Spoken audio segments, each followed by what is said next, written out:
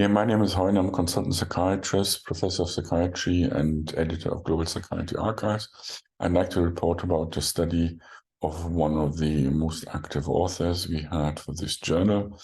And it's a systematic review on empirical studies on suicide in Bangladesh in 1 decade, between 2011 and 2020.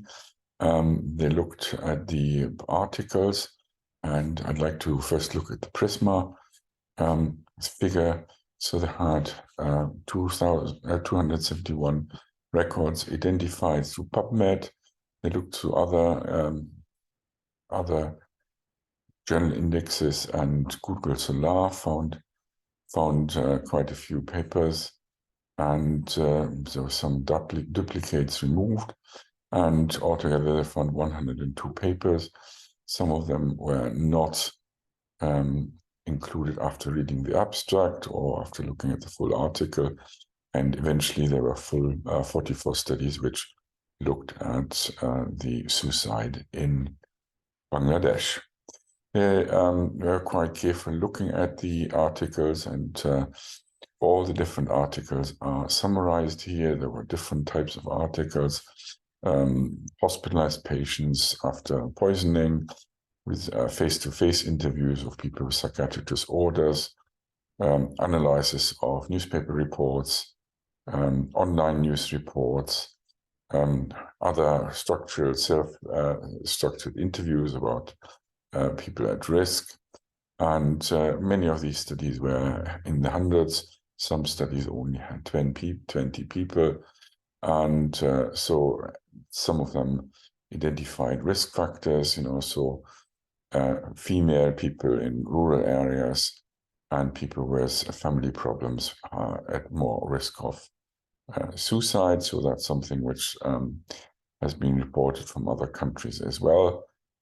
So that's understandable. Some of them studies here, the study of Iqbal had was an analysis of suicide from a hotline caller list. There were other face-to-face interviews. So in total, a very careful analysis of what has been done. And I don't want to go into details. If you want to read the paper, I'd like to recommend you check the journal Global Psychiatry Archives on www.globalpsychiatry.co.uk, and you can read the full paper. It's free. Then were some larger studies of in the 100,000s, but the authors would say that the methods sometimes were very poor. So these are the domains of the studies in table 2. So school-going adolescents were something. What was missing, and we come to that later, is there were few studies on suicide, or only one study of suicide in the elderly, studies on the financial costs of suicide. I think that was very interesting. So the question or the outcome of the study, more or less, this is the summary.